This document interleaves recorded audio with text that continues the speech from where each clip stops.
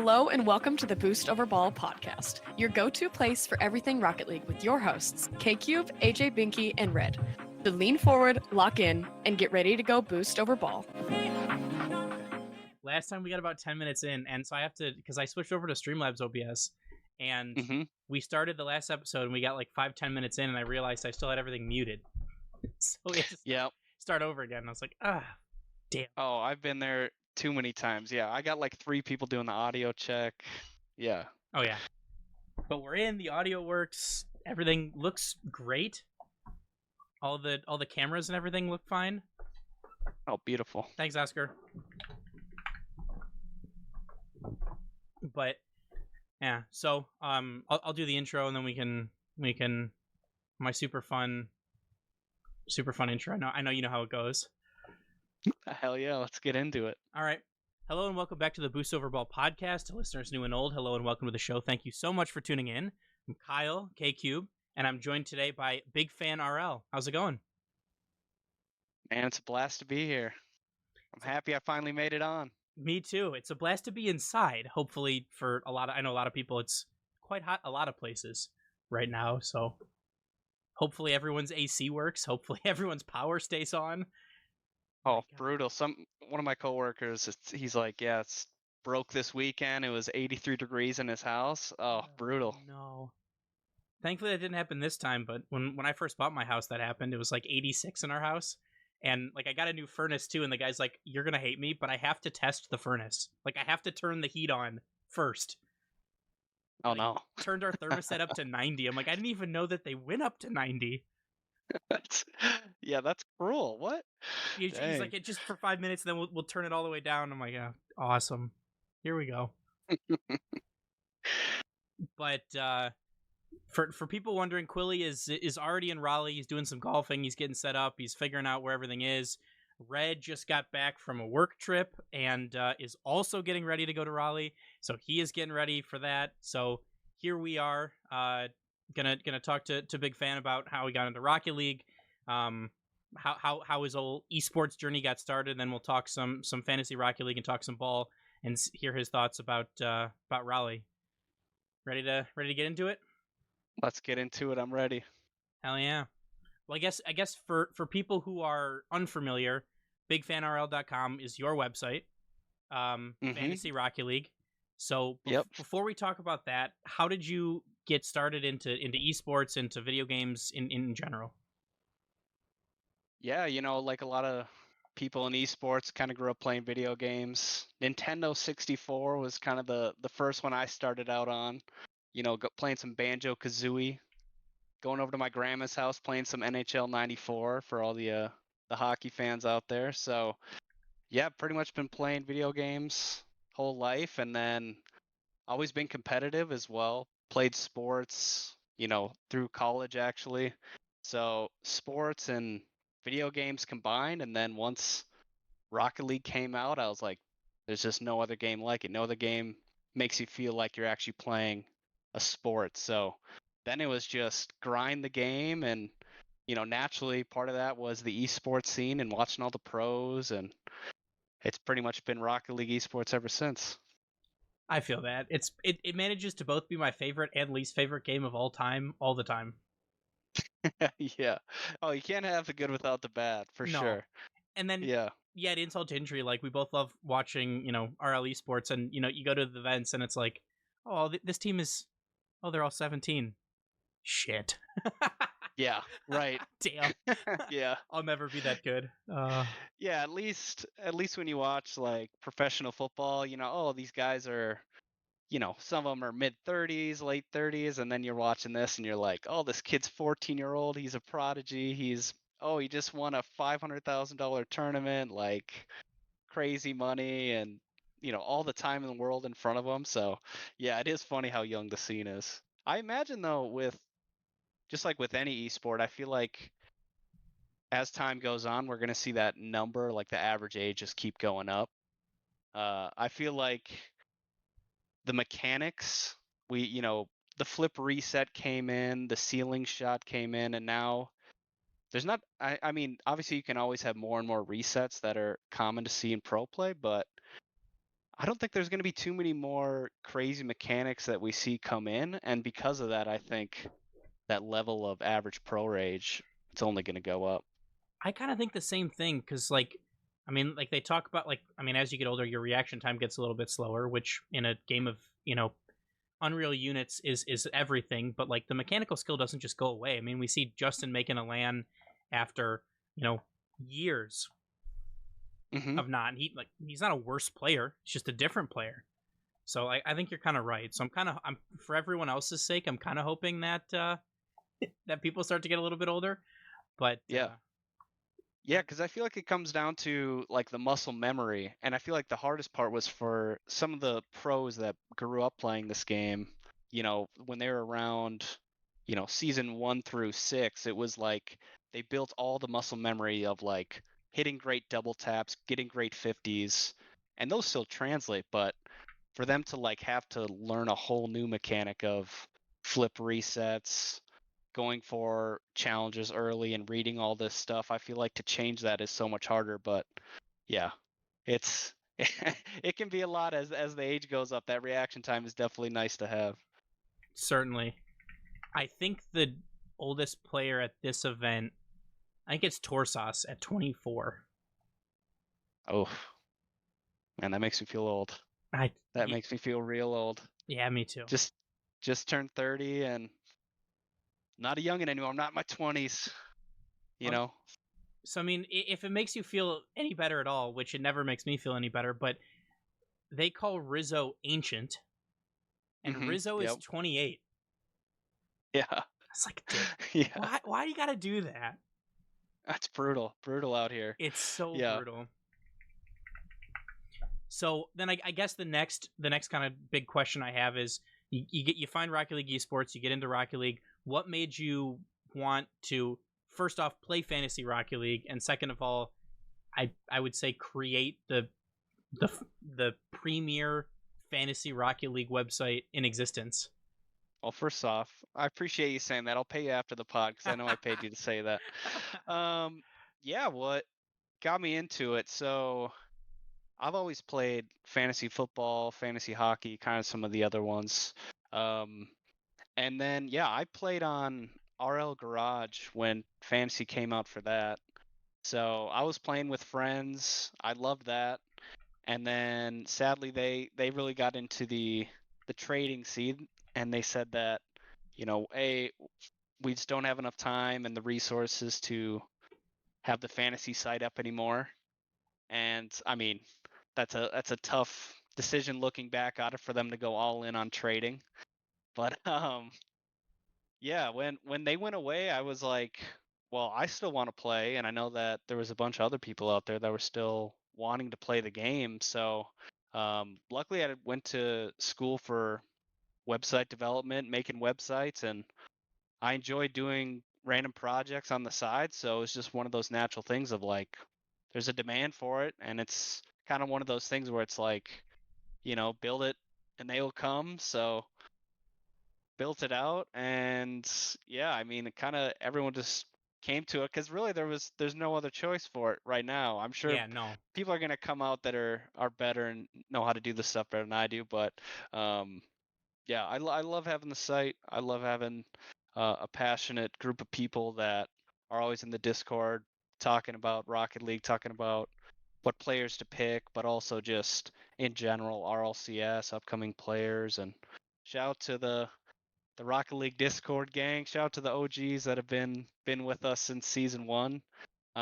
Yeah, we were incorporated 2019. So yeah, looking back, we're at year 6 now, which is kind of crazy. That's awesome. So do you have a? I mean, I say like the Stockholm syndrome a little bit, or like your what the hell am I doing here moment. Like, have you had one of those? I mean, you've been to a couple of the events. You've interacted with people a lot. Yeah. On social media. Is there a time where you kind of just sit there and you're like, how am I here? How do people know who I am? Yeah, for sure. I think for me, one of those moments was actually during COVID. I think during like right after the whole drought of lands happened, and then we entered into like, all right, I think it was They out did in like California they did LA, was they the did first. Sweden, but that was a dream hack, I think. Hmm. Yeah, but yeah. So yeah, during that time, I was able to, luckily I was in a spot where um, I'd been in my job long enough to where I had some vacation time, and I was actually able to go to about 10 lands in a row, like both NA and EU, Oh and hell yeah. which was incredible. Um, I mean, not many people get that opportunity to do that, so that was amazing to do. And then I would actually bring a cameraman with me, and we would do fan interviews.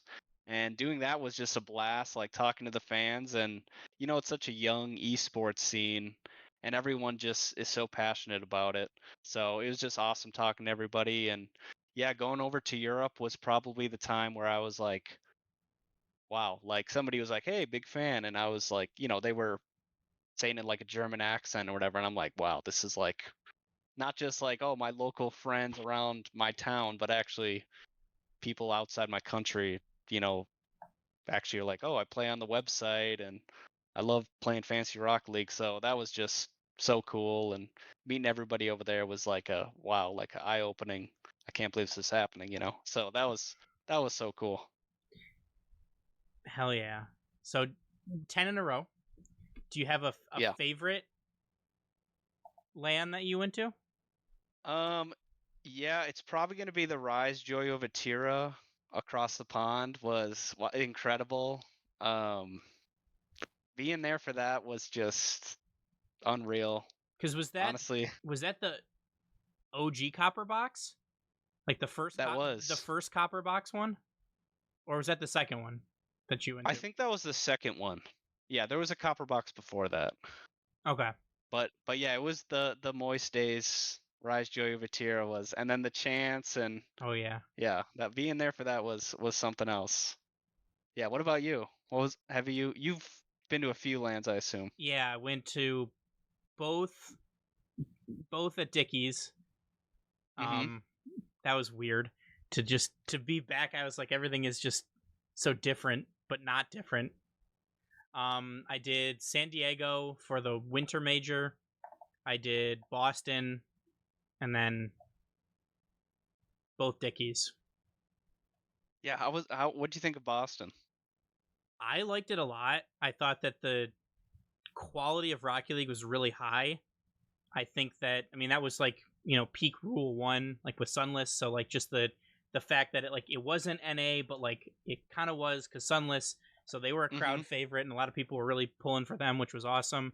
And that was so the first, like, so San Diego was when we got media passes for the first time, and which was awesome, and it was cool to go behind the scenes and to do the interviews and stuff. But like the media area was the same as like the VIP area, and because it was at a DreamHack, like everything was on like one floor, like just the floor of like the venue, because it's just like a big room basically. And so it was hard to like get pictures and to like really kind of see what was going on, as opposed to like being able to sit up higher and look at it. And then Boston, because it was at, were you in Boston as well? I didn't. I actually missed that one, sadly. That Okay. was the one I missed. That's why I'm asking about it, Yeah. because I'm like jealous. I'm like, dang, I wish I was there. So it was at the Boston University ice rink, like Yep. Boston College. No, it was BU. Mhm. I'm sorry. And so like the media, like booth in the ice rink was the media booth for the event, which was Oh, awesome. cool. So like we actually, because like when you get a media pass, like a lot of people like have asked me or maybe don't realize, but I don't get a seat. Like I don't have a seat to go to. Right. Yeah, like which is kind of wild. So you can just Yeah. like, I can walk around, I can sit in any empty seats I want, and like thankfully the our RLCS land goers are usually pretty like pretty understanding of like me, like, ducking and like walking around. I'm like, hey, I want to sit here for like 2 minutes to get a picture, like, here's my badge. And they're like, okay. Like thankfully Yeah. they're like really okay with that. But like, I don't want to ruin it for someone else. I don't want to block somebody's view or anything like that. So having a dedicated sure. area to like leave all my stuff and like be able to sit down and watch some of the games was like really cool.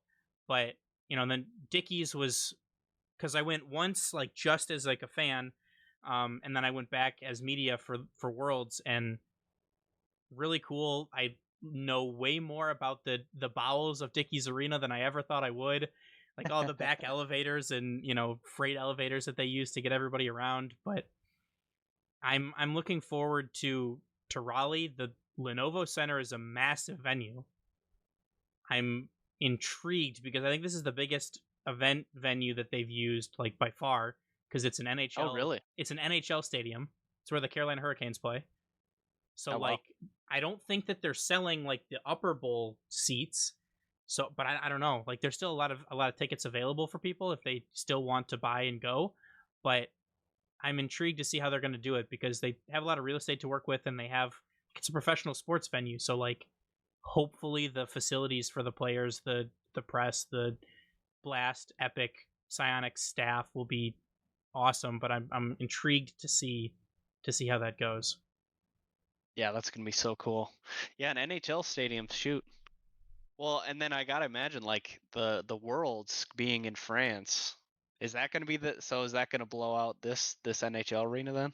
I would imagine. I don't know specifics on the venue in France that they're picking, but man, there's no way that it's not bigger.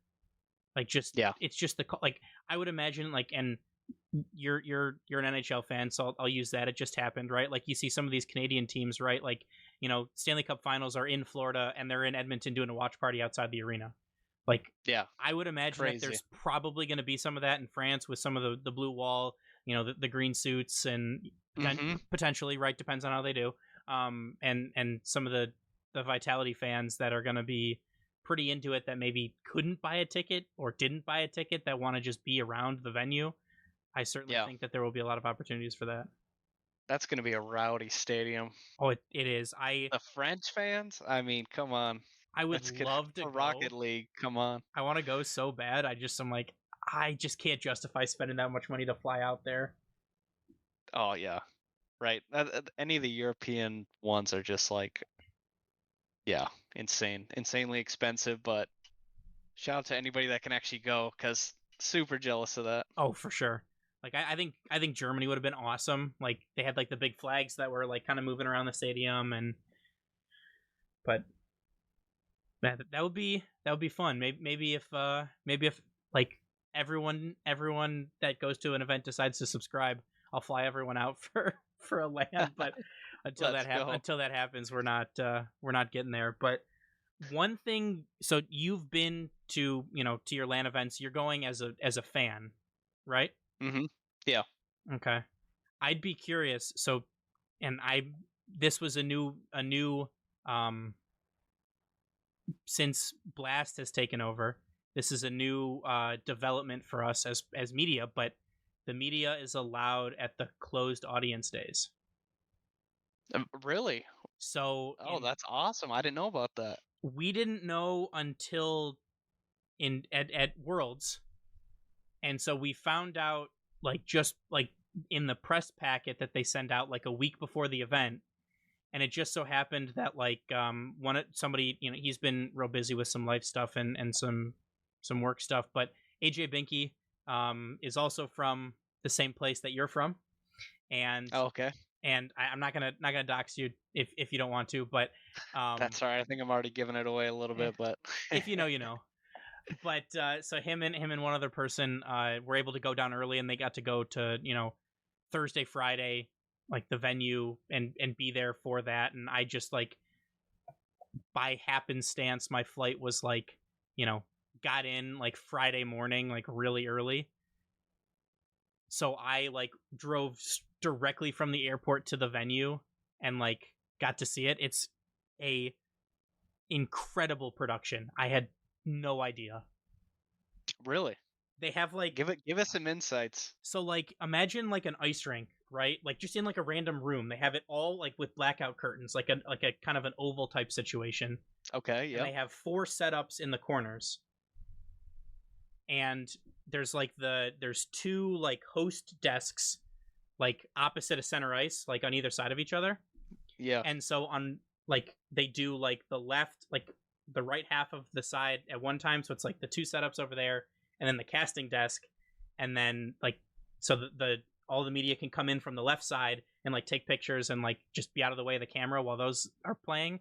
And then, Yep. once that series gets underway, you got to leave because the cameras are coming in from the other direction to start the other series. It's like, oh my God, like there's, 50, 60 production people, video production people running around with like Wow. cords everywhere. I was like, this is, who let me be back here? This doesn't seem right.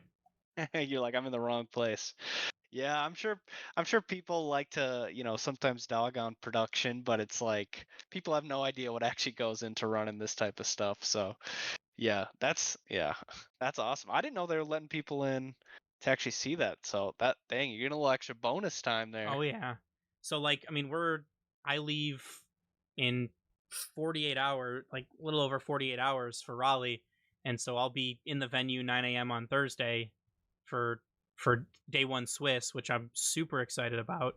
Even if we do have some NA friendly fire. God. Are you gonna try to cheer really loud and get your voice on the broadcast? No, Like, I don't want to I don't go! want to get kicked out because and I don't know if we were supposed to be allowed. I don't know if it was supposed to happen or not.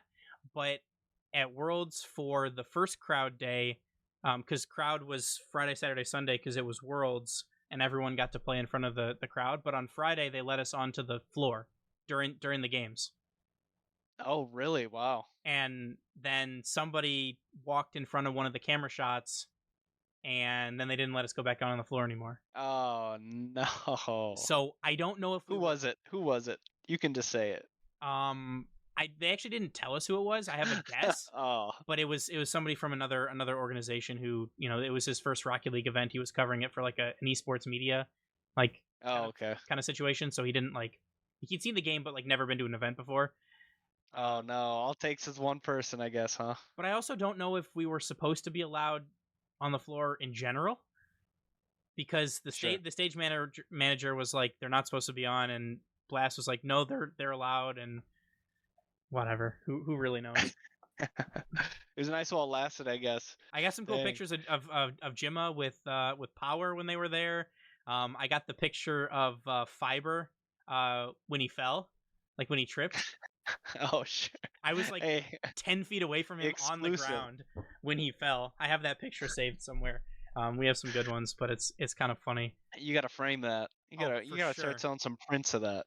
Yeah. I'm pretty sure I DM'd it to him and he didn't respond, which, I mean, I understand. I get it. I really do. But I have some better ones of him that aren't of him on the ground too. So oh well. Oh, that's awesome. But kind of getting away from that and kind of back to the event in general. How do you feel about this event as opposed to the previous major? I understand it wasn't like the longest period of time in between the majors, but I really feel like this major is the highest caliber of Rocket League that we've ever seen. I mean, it makes sense with longer as time goes on, but you're gonna have Carmine and NRG up there, but I was looking at the other teams, and there's 8 other teams that legitimately I could see at least making the finals, maybe not winning it, but there's so many teams and so many question marks. I feel like the consistency hasn't been there, but I think it's like in a great way, where on anybody's day they could be at their best and take out a top team. Yeah. You've seen the Ultimates take out NRG, Space Station take out NRG, Dignitas has taken out Carmine. They're the only team, but realistically, a lot of people can see Vitality doing the same thing. Furia and Falcons are always going to have, one day where they can just take down a top team like that. So I'm just excited for it, because really I have no clue who's going to be in the top 4, who's going to win it. Again, besides Energy and Carmine, I'm very confident they're going to make top 4, but yeah, it's really anybody's game to take the whole thing. So I'm excited.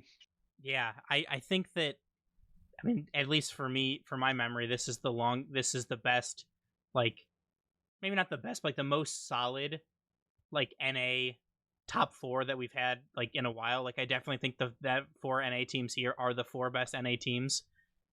Yes, 100%. I mean, I'm not a super complexity believer, but like they could still make worlds with LCQ, but I kind of feel like they're not. But what do you rank in? Go 1 to 4 NA teams. NRG. I kind of like Space Station over Ultimates, but I'm also not a first killer non-believer. Yeah. So like, yeah. I mean, I thought you were gonna say like, oh, I'm a Koper super fan. No, I'm just a first killer non-believer. I mean, he's a fantastic player and he like performs awesome online and in regionals, but like when the lights are bright, he kind of shies away, which we've seen before, and it's like not just a first killer thing. It's a lot of people have trouble with that, but like he's won regionals, but he doesn't win majors, he doesn't win worlds, he doesn't win big tournaments. Yep, and that's just the facts. There's not a whole lot of opinion. I think a lot of people are in the same boat as you, saying the same thing. So I mean, I think that they're probably on talent the second best team in NA, but like also I kind of, and I have no idea about the mental with Space Station, right? But it's like this is pretty much a practice major for them, like a practice LAN, right? Because worlds is really what matters, but like, you know, they don't like, they have no expectations. They're like, hey, we're just happy to be here. Like people don't really expect a lot from them, but like, I mean, I think realistically, of the teams, like I mean, NRG, Karmine Corps, you see Dig, you see Ultimates have like competed with Karmine Corps at least a little bit, but like realistically, I feel like the Kofor demo strategy is really going to be pretty decent against Karmine with how close together that they play, like on the field. Yeah, like how close together. Yeah, I guess that's the only thing I'm worried about. I feel like Space Station might give away their game plan for Worlds a little bit too early, and then teams will realize, oh, we just got to dodge some Kofor demos and we'll be fine. But I mean, that's easier said than done because Kofor's unreal. Like he's like, no offense to Reddles, but I think if Reddles had some more mechs, he would be Kofor. Yeah, I mean, it's like no boost, don't care, wave dash, going to get a demo. Yep, all right. I love that. It just changes the game entirely. You know, it's not like, is your rotations going to be better? Are you going to control boost? But your demo, now all of a sudden, how do you play 2v3 in a situation? And, you know, that's just something you can't really practice for. And he's not even like air dribble cringing. He's just, you just can't defend if you're not there. Like if you don't exist, like we're just, it's crazy. He's a madman out there too. Like I see some of his demos. He will, doesn't matter where the ball is on the field. No, he will just chase you down. Yeah. It's unreal. Like he's like, oh, my teammate has maybe half of a touch. Demos. Ball cam off. I'm gone. Yep. All right. But it reminds, you know, the team, if I can go off topic a little bit, the team that I love to watch the most that I thought could just make major upsets was Reddles, Arsenal, Daniel when they were on team. Space Station. Yes. I mean, yeah, that team would just nonstop go for bumps and demos, and it was like, yeah, with that, it just threw every great team off their game plan, and then you had Daniel just to do like some crazy solo plays. So yeah, that was a fun team to watch. Worlds 2022 was the Laniel, the first World, like his rookie season, and and then they booted Reddles at the event. Oh my god, that was rough. That was Laniel, though. What a time to be alive. He was like, the kid was like 2 feet tall. Yeah, I saw him in the airport after that. Actually, funny enough, I saw him in Reddles. And dude, I was even surprised he was as old as he was. Like, I know he was like 15 at the time, but I was like, there's like 5th graders. No shade to Daniel. I love Daniel, but I'm saying, I was like, dang, this kid's short. He is short, and he is not a large human. No, but damn if you don't have some mechs. Damn if you don't know how to get a crowd going. Yeah.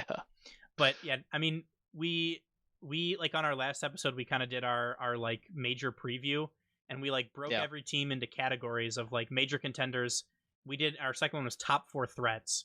So like maybe they don't have a chance to win, but like they could make a top 4, or they could threaten for a top 4. We have make it out of Swiss, round 5 Swiss, could maybe take a series, and then 0-3s. Mm-hmm. And it's like, I'm looking at this, I'm like, guys, we have 11 top 8 teams here. Yeah. It's like, Yeah. oh shit. Well, Guys, we gotta cut down the field a little bit here. But yeah, it's hard. Again, yeah, there's so many teams that could really make a run for top 4. and it's like tough because I feel like the one that like throws the wrench in everything for me is Vitality. Yeah.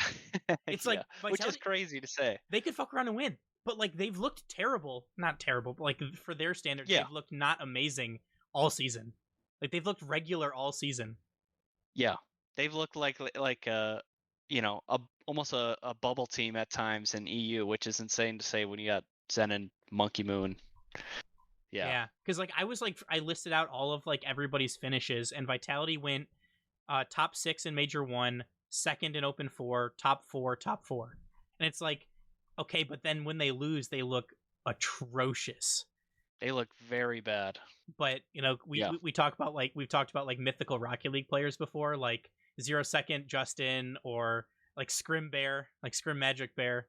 Just how much CJ's talked about it, and one of them was Dicky Serena Monkey Moon. Okay, yeah. So I was like, maybe it's just NA Monkey Moon. Maybe playing in NA he just goes nuts.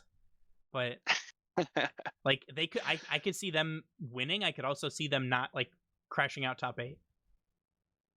Oh, for sure. It's just, so crazy.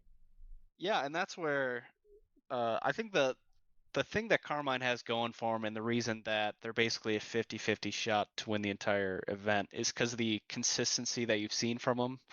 And even NRG, I think, NRG has been obviously the top team in NA, but even they've looked very bad in some series in NA. I think did they get 4-0'd by Ultimates?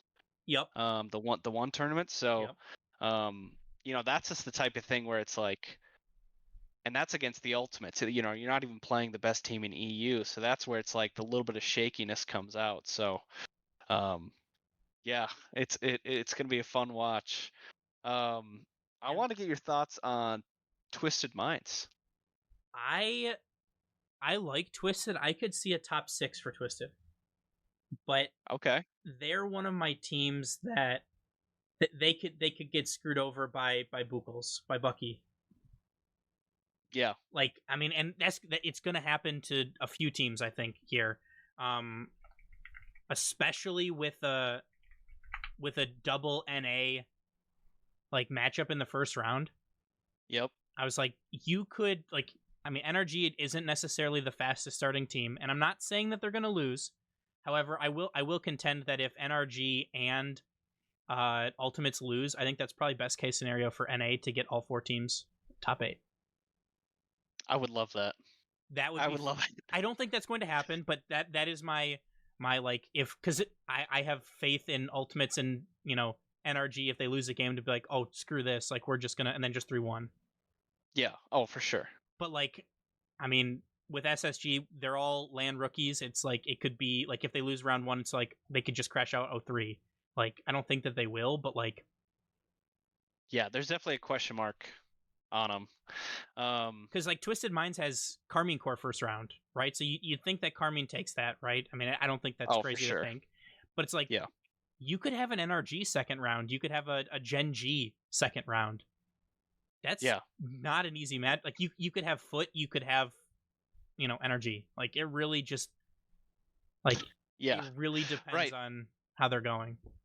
Yeah, and all it takes is one random team, like an NRG loss, or like even a Vitality loss early would throw some wrench in some plans where, all of a sudden instead of playing another just like OCE team, you're playing the top team from NA, and all of a sudden the entire bracket changes. Yeah, and I really just like don't understand the seeding for this tournament.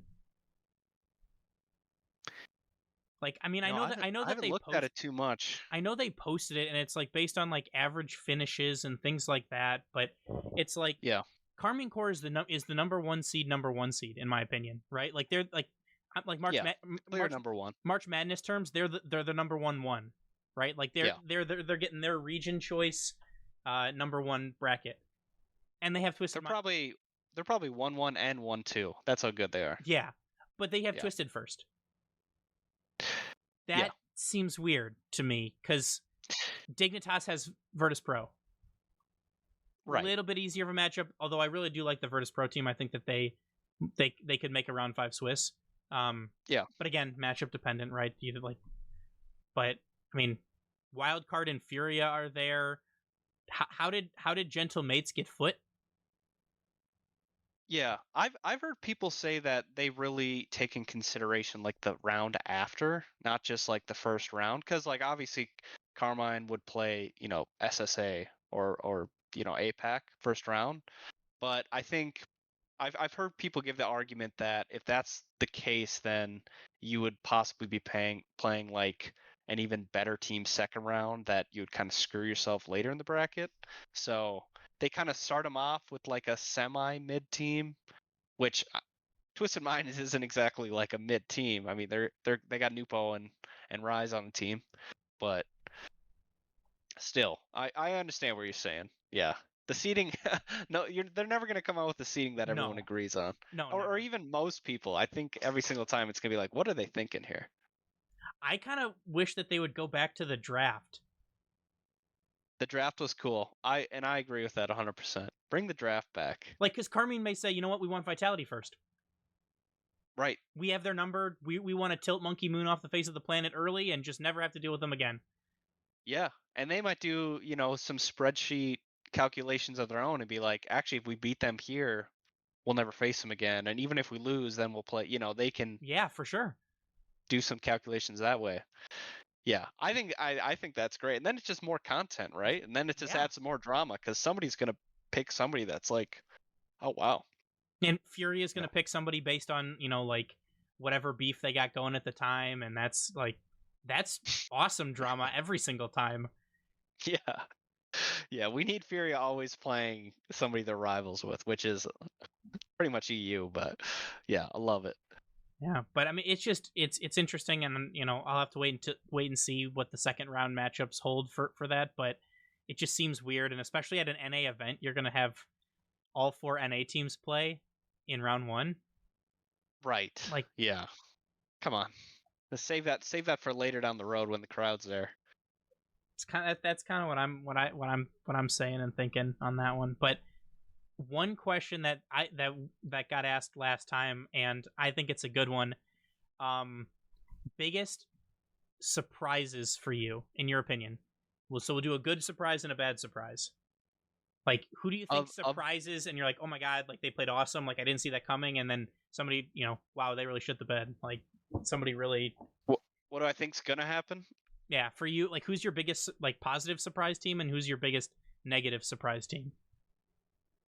I think Falcons are gonna do a lot better than people think. I think they're kind of counted out because they haven't had the best results with like their newest roster, but mechanically they're unreal.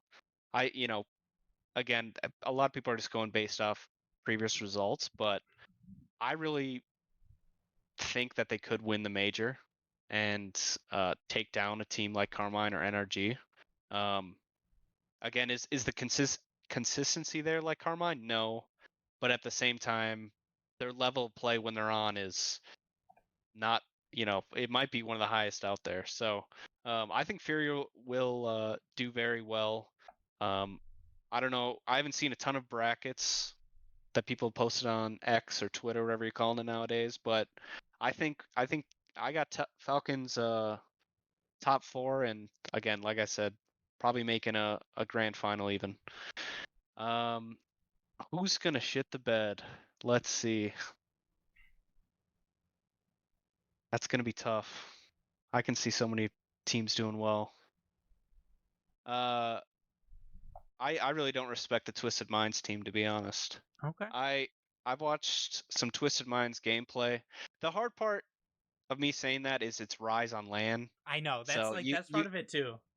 You have the most clutch player out there, but I've seen them collapse pretty hard. I think Atomic is awful on defense, personally. I think offensively he's got to some awesome gameplay, and he's super fun to watch when they're playing a team that they're just going to 3-0 dog walk. But when they go against a team that knows how to rotate, knows how to defend, a flip reset, double, whatever it is, Like, I think Twisted Minds are, I don't think they're making it top 8, and I could see them losing to, I'm not even going to say bad teams because like there's so many good teams out there, but I could see them losing to, Team Secret, Gen G, which, they're the fourth best NA team. So I don't think Twisted Minds will have a good event. Okay. I mean, I definitely see a world where that, like, they even go 1-3. Yeah. Like, Yeah. I don't think that they go 0-3. I think that they're just like there's a couple teams where you're like, okay, well, like you should just beat them every time. But, yeah. And yeah. we've seen some OCE teams also pull out some upsets in the past. So, that's never out of the question. It is not, although and again, like you can't go off like always the past events, but like, man, OCE really had a terrible event last one. Yeah. They won did. one They had a series, stinker. and that was against Foot, and it was a reverse sweep. Yeah. Or Right. they fended off a reverse sweep. Sorry. But Yeah, I want him to be so good. Maybe I got too much hopium on him. I would love to see it. It would be fantastic to see. I think that, I think Raziers will help the TSM roster. No, I'm sorry. Yeah. Raziers was on Chiefs and did not make it. Sorry. My bad. Super Lucky Amphis Kaka for TSM and Fever Torsas Banana Head for wildcard. It's confusing myself. I got a question for you. Did you make your bracket yet? We made a like collaborative bracket, but I haven't done my own personal bracket yet. Okay, because I'd be curious to see who you have just missing the top 8. The teams that I have both OCE teams. I have Gentle Mates missing. So do I. Yep. Like, I think that Yujin was a phenomenal addition to the team. I think that I would hate to see them in Last Chance Qualifier. I think because I don't think that they're going to, like, they need a second place finish to secure their major spot, and I don't think that's happening. Yeah. But like, we were talking, like, we talked like forever ago after the last regional event for EU, and like, who are you taking straight up, Ninjas in Pajamas or Gentle Mates? Because those are your two biggest EU Last Chance Qualifier teams, most likely. And it's like, based on how they've been performing recently, I'm taking Mates. I would too. I've become a big fan of Juicy. Yeah, I think that was a roster move that came a little bit too late. I don't think Radosin was ever the answer for them. No. But, hey, maybe they played awesome in scrims and then it just, fell apart. But, yeah, so both OCE teams, I have Virtus Pro and Foot missing. I have Mates missing. That's 1, 2, 3, 4. That's 5 missing. I think you see one EU team, like I could see a Dignitas missing. They've looked so good, but like, I feel like it's so hard to shake playoff Jorias. Yeah. Hey, I don't know. He's kind of been in his. He's gotten back to his prime days. He's looked kind of the best he's looked in a long time. That's what I think too. I think realistically, you don't have all 4 NA teams making it. So no. Whether there's no way. I think Energy and Ultimates both make it. I think that they're too good not to. But then it's like, matchup dependent on Space Station versus Gen G. So I'll have to do my bracket and kind of figure out how everything falls. But I think realistically, it's probably 3 EU, 3 NA, Furia Falcons. Yep. That's exactly what I have. Yep. In some various order of yeah. Yeah, for sure. I really hope we get to see Justin with the fans make it out of make it to top 8. I want that so bad, but like, I mean, I just don't know how many more lands he's got in him, Justin. I mean, his other teammates have retired, and he's always been kind of up and down in terms of like motivation. And I mean, I'm so happy that he made it to a LAN. It's been a while. He's gonna go to Worlds too. He's gonna be at Worlds. I want him so bad in front of some fans because especially with on NA soil, you know there's gonna be so many Justin fans out there just going crazy. So I'm really hoping they make top 8. That's just like my number one hope. I don't care about if it's all EU teams in the top 4. I just want to see Justin in front of fans. That would be, I would pay to see that. Mm-hmm. But I mean, That's worth the price of admission right there. like the craziest part to me though is like it's so like Swiss matchup dependent for Genji. It is. Yep. And I filled out my bracket and I don't have him making top 8, but yeah. I'm hoping. And I also think like I was like this team is going to go as far as Magic Bear can take them. Yeah. Like it just like did you see the clip that he posted like 2 days ago or 3 days ago or whatever? No. Holy I'll send it to you. Holy shit. They were scrimming Vitality. And oh my god. He like gets a reset off of the ceiling into a 50 and then like kind of pancakes the ball against the back wall, like wall ball then Magic Bear, but in a flip reset the ball drops straight down and uses the flip reset to score. I was like, what is going on? And like CJ posted it and he was like, Scrim Bear is moving different. I was like, we're not going back to this. What are we doing? Not the Scrim Bear. Yeah. Oh, when he shows up, I mean, he looks like, whoa, where'd this guy come from? You know, like he looks like one of the top players in the world. I'm hoping we see it, man. I hope the bear gets fed in Raleigh. Oh, I hope so too. And here I'm sending you the tweet now. It was CJ's tweet. Like I've watched it so many times. I'm like that. Like how did it just makes no sense. Like Dust's exotic. I'm like, wow, that's unreal. Oh yeah, I'm watching it now. Oh, sick. It's like, jeez. So sick. It's like, jeez, that's crazy. So sick. That is awesome. But yeah, that's another like the Scrim Bear is another mythical Rocket League player. There's some players that are just clutching scrims, and then when it comes to LAN, they're like, yeah, I'm gonna sit this one out. Yeah. No. That's so funny. But who have you built out your fantasy team for Raleigh? I was saving it. I haven't built it out for Raleigh yet. Okay. I got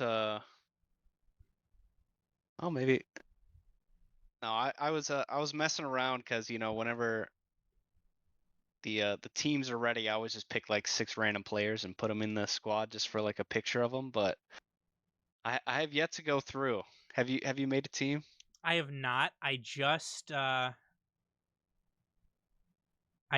made the official Boost Over Ball group league like just earlier today. You got to invite me to that. Okay. I need to be in there. Okay. Depending on how many people we get in, we wanted to do a giveaway. We wanted to give away some merch to whoever does best. Though like the past few times it has been one of the hosts, and so we just didn't buy ourselves the merch. But I was like, that seems kind of lame. But like also at the same time, like, yeah, I get it. So yeah, it's like the Obama like giving himself the medal meme of like, oh yeah, hey, look got another piece of merch. Cool. Speaking of which, your merch is sick. I don't know if anybody's seen it, but if you go to the Boost Over Ball Boost Over Ball website, the merch on there, and a great price, by the way.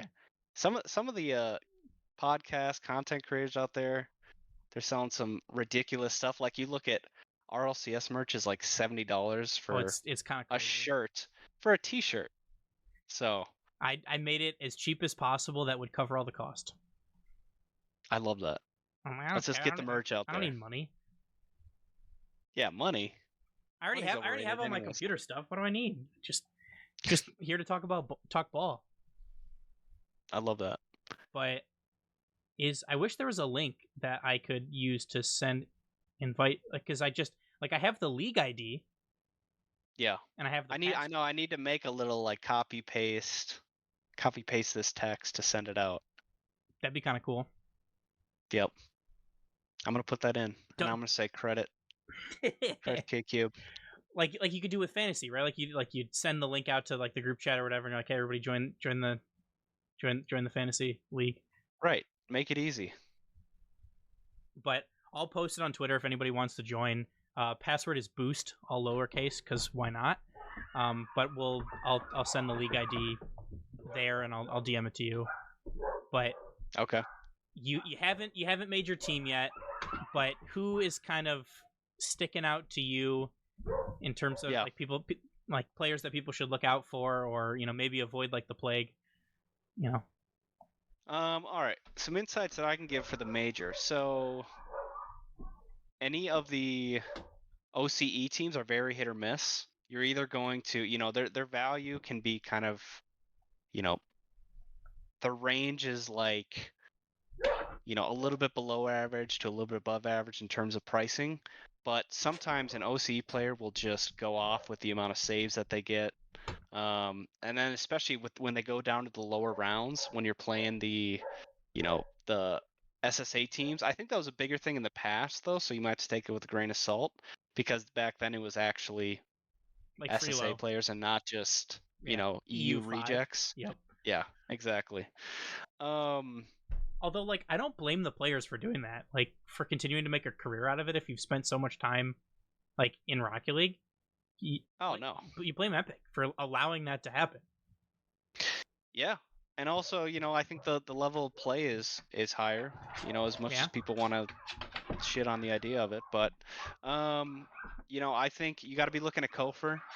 Any of the SSA the SSG boys they're going to be a little bit riskier, right? They're rookies on LAN, but if they can pop off, they're fairly low priced, I'd say.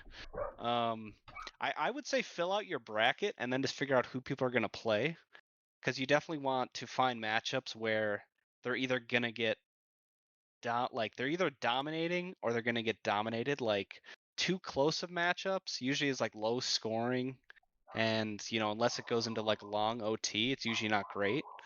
Unless you have that like Rule 1 Boston series where it's like 17 minute overtime. Yeah, exactly, and people are putting up like 2,000 points. One of the best advice I ever got from somebody who was great at Fantasy Rocket League was, you want to pick the best players on the worst teams. Or no. They should be the best player on their team regardless of how good their team is. Like, they should be the clear number one. So you kind of want people that are just like the clear stars on their team. That's kind of what you're looking for. Because if they're passing the rock too much, they're not going to get as many goals. They're not going to be getting as many saves. Going to be going for less crazy stuff.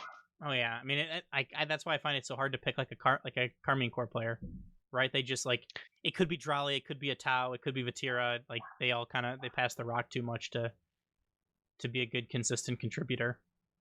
Yeah, and like, you're looking at the pricing of players, and towards the bottom you actually see Daniel, which when people rank like who are the best players at Raleigh, they're going to put Daniel like top 5. But it's like, why is he so far down in the pricing? Well, it's like, you got to look at the stats. You can click into a player and you can look at what their previous fantasy scores were. So you got to do your research a little bit.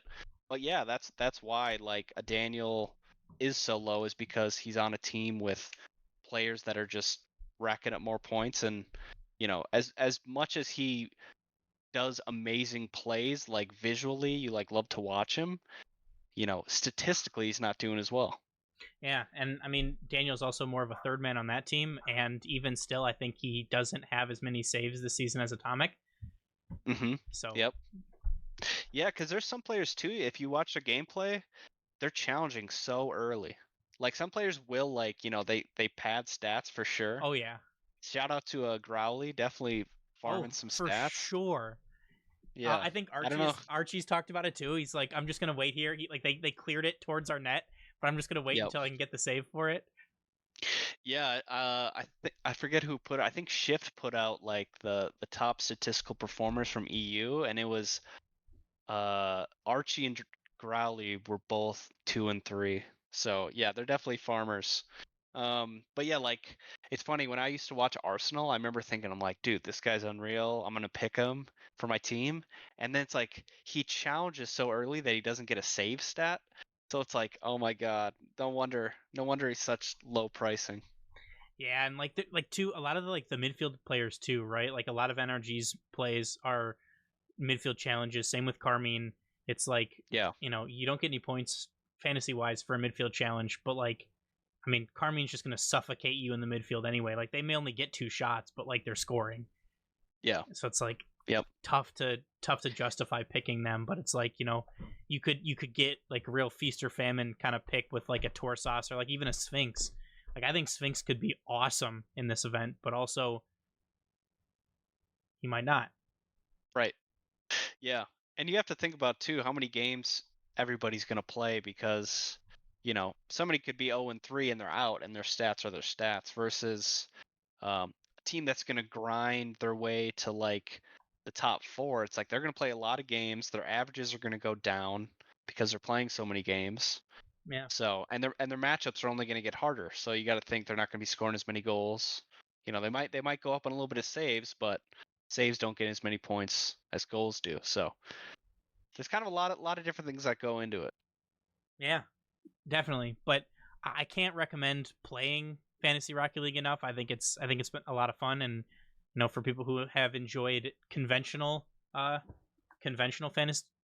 sports fantasy like fantasy football or fantasy hockey, whatever, or basketball or baseball, or whatever it is that you enjoy. I think that this is certainly another way to kind of get more into the weeds if you're trying to get more into it. I think it certainly would provide some rooting interest for people if it's not your favorite team or not your favorite region, right? Like, so I usually will try to pick like 1 or 2 players from teams that I haven't watched a ton, right? Like I still do my research, but like I don't watch a ton of OCE Rocket League just because of the time difference.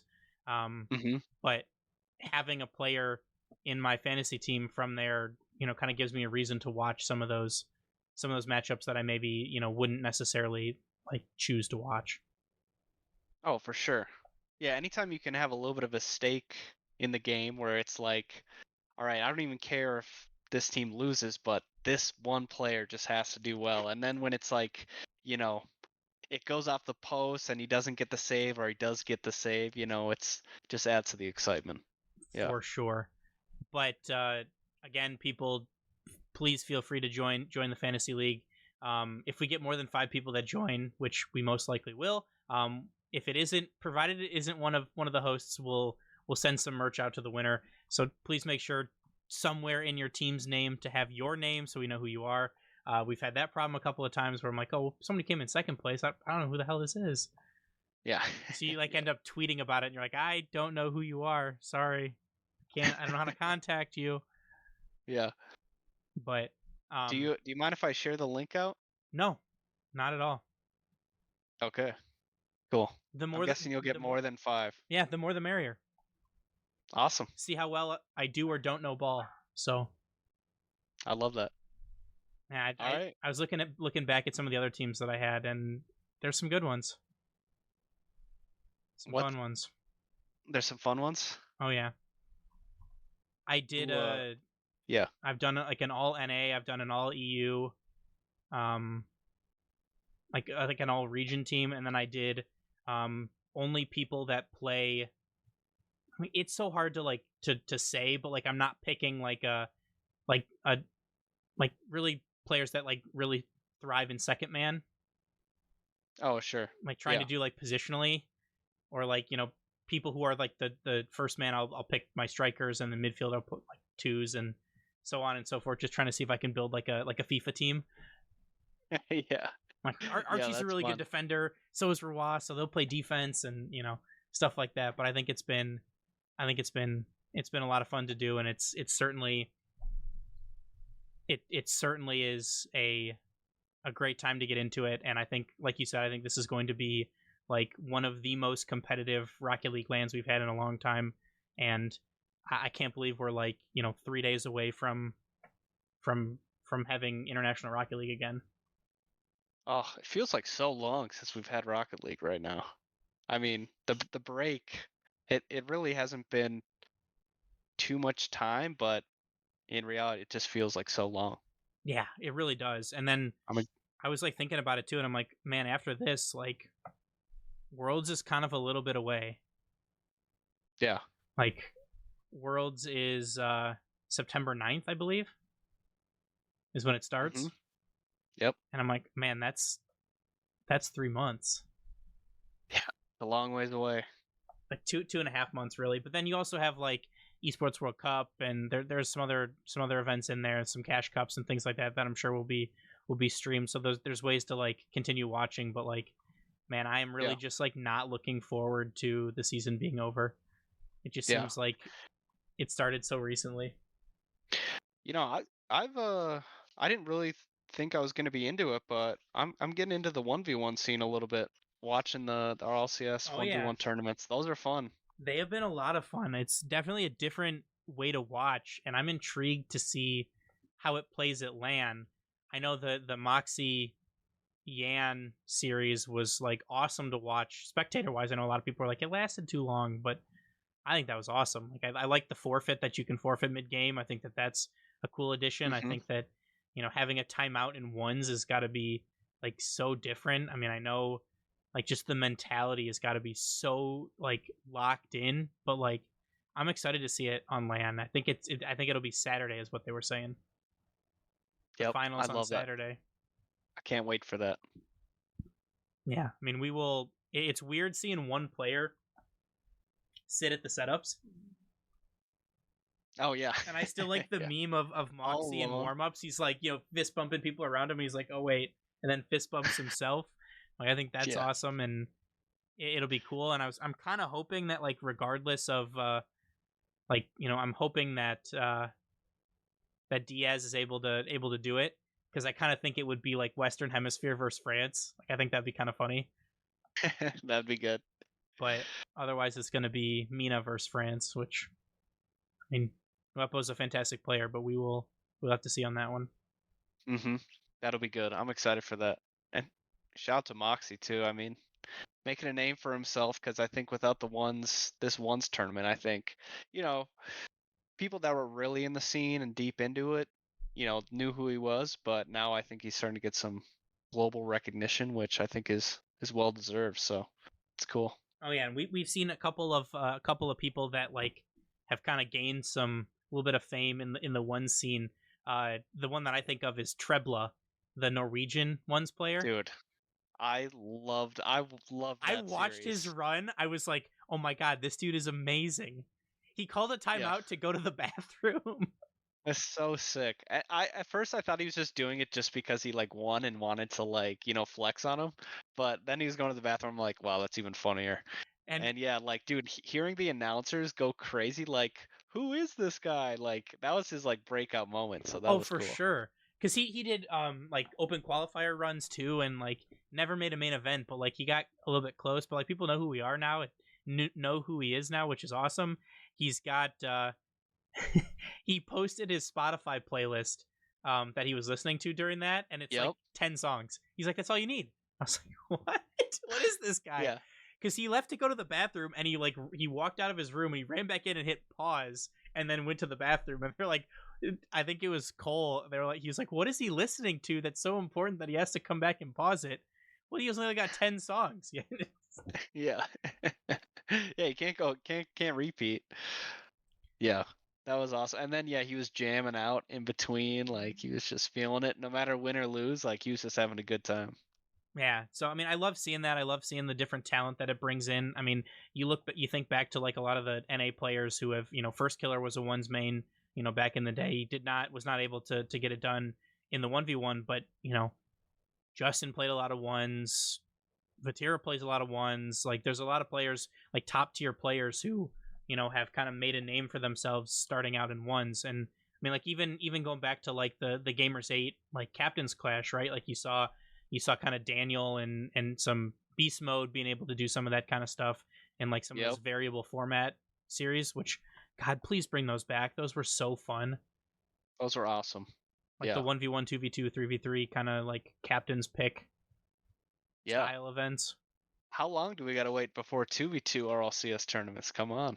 I don't know. I mean, I understand you don't want to burn out, the players, and like, it is like a mentality thing of like, how locked in can you be for so long? But like, yeah, that the 2v2 is so much fun to watch. Such a different game. It is. So much more room. I'm also kind of excited for like for Diaz, because he's like, he only has to think about ones. He doesn't have to really worry about the threes here, whereas like Nuepo has the threes tournament, and that's, I'd be interested to I don't know that he'd ever tell anyone this, but which one he's like more focused on, right? Like I think he probably has a better chance of winning that than he does of threes. Oh, for sure. But yeah, he gets paid to play threes, not ones. That's true. I don't know what is in store for this Twisted Minds roster, honestly. I don't think that they're going to be together this time next year. Well, I don't think so either. I think after Worlds, they're going to go their different ways. I imagine Rise is going to go back to EU, find a different team. Seems like there's a lot of free agents out there that he could join up with, or I imagine there's going to be a good amount of roster shifting going on. So, yeah, if I had to guess, I would think Nupo is more into the ones right now. That's kind of what I would think too. And they talked about having some splits, like splitting up the roster a little bit after major number one, and they didn't. They stuck. I don't know if that was like maybe they couldn't get someone else in, or or what. But I mean, I would have to imagine that it was probably Atomic that was going to be the one that got shifted out, just because of Rise's LAN experience. That's kind of my thinking, at least. But you never know. Yeah. Plus Atomic's history of kind of being known as a toxic player. Yeah. Yeah. But it's all the Spanish players I've noticed. All the Spanish players seem to be toxic. Listen, I'm not, I'm just saying what I see. And so it's interesting because we brought on recently the Foot, their coach, Armonic. He came on and talked to us, and super awesome guy, super like transparent about everything. And I was asking him, like, because he is Spanish, all of Foot is Spanish. I was like, who do you root for in the events if you're not like outside of your team, right? Because obviously, like, you want your team to do well. He said, I root for all the Spanish players except for Stizzy. Dang, can't even support Stizzy. He's like, he's not a fan. Not a big fan of the human Stizzy, not necessarily the Rocket League player Stizzy. That's tough. And then which sometimes you think about it. Yeah, and then you think about it, and you're talking about like a 17-year-old. Like, oh, for sure. And then it's like what a lot of people I don't think realizes, and like Nuepo is the same way, right? He had like some really bad, like they're 16, 17 years old, right? Like they're making more money than they ever thought that they would at this time, and it's like they're not really doing media training, and they don't really know how to be in the public spotlight, and like I feel like sports are like this, but like esports I feel like are especially like this, right? Like they're perpetually online. Like they get so much more hate just because they seem so much more like approachable because they're always online anyway. Yeah. Like I can't even imagine how much pressure and how much like shit they get. I mean, like you see like, Appjack post like, didn't play very well today. I apologize to all the fans. Like they shouldn't have to do that. People should know that they feel shitty about it. It's like, but they're gonna get hate either way. Yeah. Well, and then you have to think about too, one of the parts that's starting to get more and more into esports is the betting side of things. And, just unfortunately with the amount of people that are betting on the great games, you're bound to have a couple bad apples that are going to be like, you cost me this much money, like you're trash, and just like talking all this crap about these players that, again, aren't even old enough to gamble, most of them. No, and yeah, it's not right to do it anyways, but like when the players in the NFL are, 25, 26, it's like, and they've kind of heard this stuff as they've grown up through high school, through college. Like they're kind of used to it by now. But like, yeah, these kids now, it's like this is their first time where somebody's just been like, "I hate you, you suck." Yeah, Like, and you get like the keyboard warrior stuff too, right? Because like, I mean, I'm sure you've been in games and somebody like people say some heinous shit in game yeah, chat, and let alone like on social media, and it's like, okay, if we were face to face, you would never say this stuff no, ever. no, never. But it's Yeah, like people are all tough. oh yeah, until you take the screen away from them. I Exactly. mean, like professional Yeah. sports, like they get heckled, they get abuses shouted at them, but like in person, right? So it's like at least a little bit toned down because like they're yelling it to them in person. Where I mean, man, it's like I know that Gen G does it. I know that a lot of the like I know Carmine Core does it. I know NRG does it, but they have like a therapist that the players can talk to. Justin talked about Oh it. yeah. With NRG with Gen G, said that was a big thing for him. Like helping them be in the right mentality to compete, helping them to like realize that like at the end of the day, it doesn't really matter what anybody else says. It's really just about what you think. But like, guy, that's gotta be so hard, especially as like a young person too. Like, you're just trying to like do the best that you can and like be a role model to as many people as you can, and people are spewing abuse at you online. It's got to be super demotivating and really really difficult to deal with. Oh, for sure. And then it goes back to what we were talking about earlier, where it's like the age of all the players, but then you got to think about, okay, well, most players are retired by 22. And so it's like, I'm 18, I only got 4 years left. So it's like, oh my God, I need to do something now. And what roster move should I make? So I only got 4 years left. Like, oh my God, my time's almost up. Like, and then thinking about, should I be streaming because I want to make more money? Or it's like, maybe I should just be myself. And then they're trying to like, plus half the kids are still trying to do school and Yeah. all that. So yeah, it's crazy to think about what all they're going through. So yeah, that I think we are going to see that mental coach or that, therapist, whoever it is, like on teams more and more. I think it's only going to help people out. And I think like a lot of the OCE teams do it. Like Coach LBP, who is one of the coaches for OCE, he's a mental coach. Like you start like Twisted Minds has two coaches, Blau and Senzo. There's a lot of teams that have like multiple coaches. They have like their games coach, and even Carmine Core, Farah and Jordy. I think Jordy is a mental coach. I think he helps them with their mentality, and Farah is more of the X's and O's type of person. So I think teams are starting to realize, like Gen G has Kev Pert and Rogreg, and like the players have been very vocal about how important that is for them, having multiple different personalities there to help calm them down. Vitality has Cassio and Hugo. I mean, it's like that you gotta protect the players somehow, right? And if it's not going to be like you can't babysit them all the time, you may as well have someone there who they can talk to and work through everything with. Yeah, especially those former players, you can relate to them and say, "Here's what I felt. Here's what I was going through." And then once I stepped back, I realized none of that mattered, and it was just all about having a good time and friends and family and things like that. We mentioned Senzo and Cassio, and it makes me just want to make a list of top players that retired too early. I loved both of those players before they retired. Yeah. I wish they didn't. Me too. There's been a couple like that where you're like, oh man, I really wish you would have. Dude, AJ. I mean, AJ, I guess he's like, it's kind of like weird. People don't like actually fully retire anymore. They kind of like will join a content creator. Like they'll just join Alpha Cap's team, and then they'll like they might make like one regional. So it's like they're not really retired, but I think AJ could still perform at like a top level and make like a legitimate major team.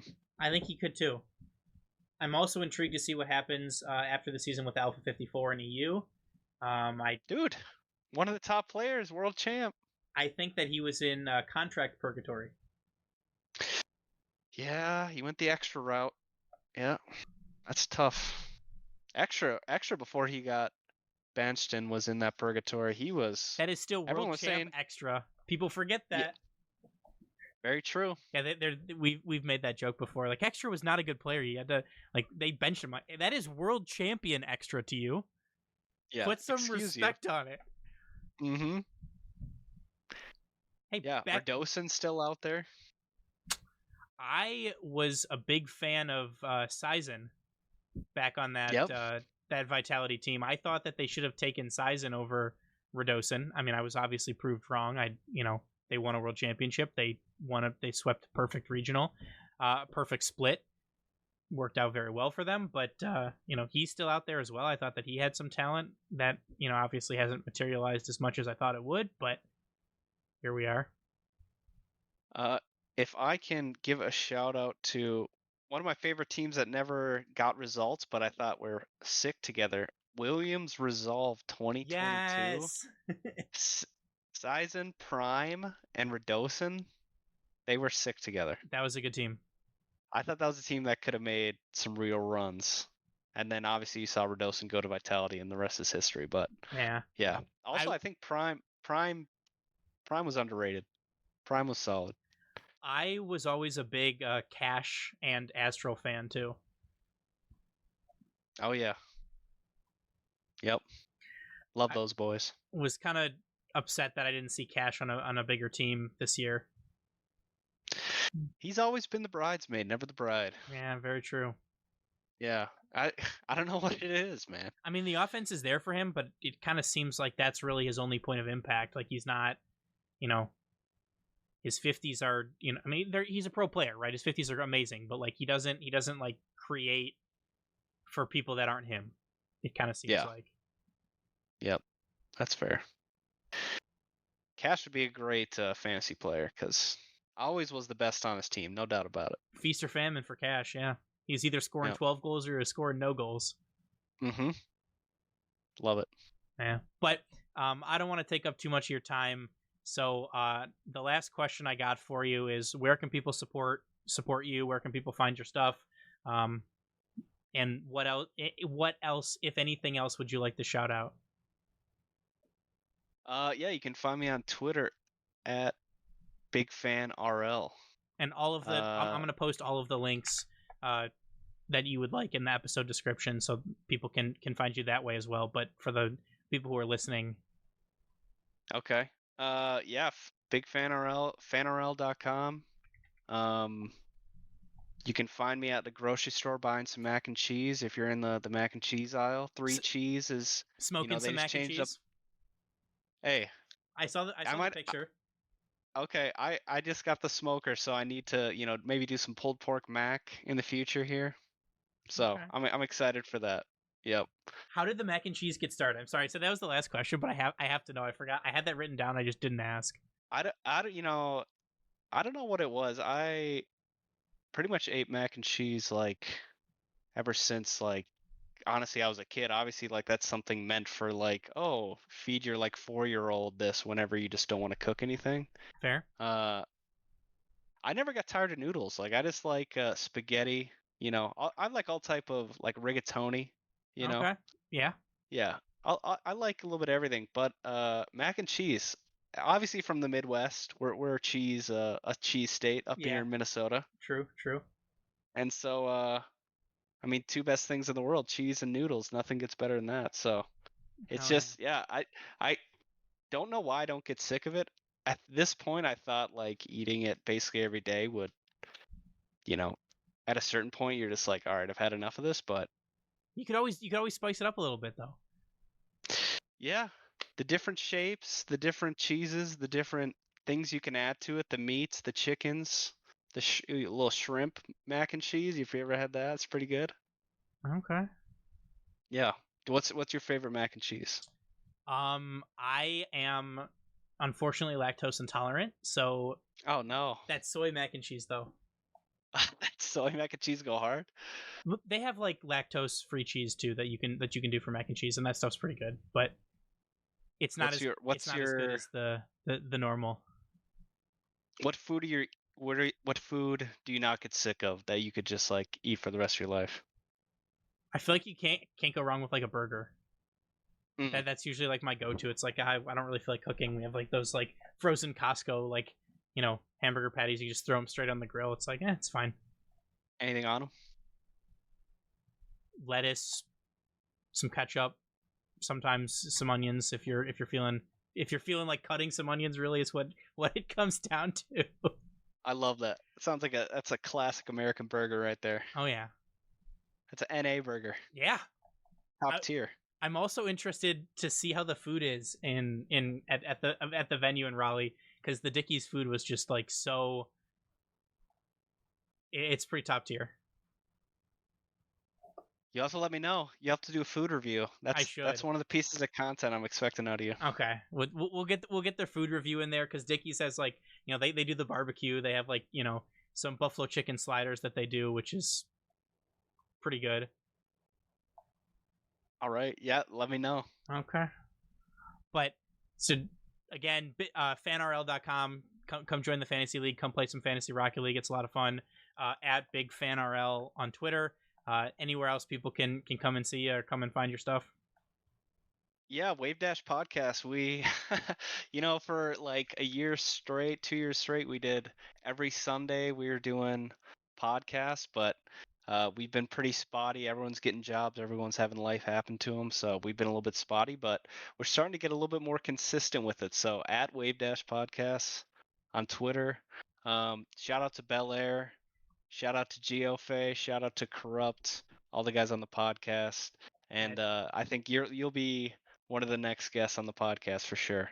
Hell yeah, we've had Bel Air on a few times. He's fun to talk ball with, just like you. So I can't imagine. If you guys are also looking for more podcasts, go check out Wave Dash. I definitely listen when they get posted, and it's always a good time. Yeah, and Bel Air's going to be at Raleigh too. He's got a media pass. He is. I'm excited to meet him in person officially. We've talked about that, so I'm sure that I will see him, and I'm sure that I've been looking forward to it. So I'm excited to. I leave, and I got to check in for my flight in like less than 24 hours. So that's I think when it'll get real. I got to start packing up all the camera gear, all the stuff. It's all sitting like right here. You can see the backpack, but I got a lot of stuff to do, and I haven't started any of it yet. So classic, very classic. Oh yeah, feels like a tomorrow problem. Shout out to the Boost Over Ball podcast, and shout out to you for having me on. This was a lot of fun. We'll have to do it again. Yeah, for sure. Thank you so much. I really appreciate you taking the time, and can't wait to do it again next time. For sure. Okay, I gotta do a little paragraph because because I'm lazy and I just take the VOD from Twitch and upload it onto YouTube too. So gotta do it one take. Thank you everyone for listening. We'd like to remind everyone that this podcast is proudly brought to you by our name level supporters on Patreon, Alyssa B. Please remember to rate us 5 stars wherever you listen to podcasts, share the show, tell a friend. It all helps us grow our audience and improve our show. Remember to follow us on Twitter, Instagram, Blue Sky, TikTok, and Twitch, which we're currently live streaming on right now. We also have a LinkedIn because we're trying to be professional sometimes. Also, come join our Discord, come talk ball. Please make sure to support us by checking out our merch store and our Patreon, as this is how we fund the show and do giveaways. All of these links and more can be found on our website at boostoverball.com. And from us here on the show, as always, remember to choose Boost over Ball. See ya. Thanks for listening to the Boost Over Ball podcast. Make sure to check out our website at boostoverball.com.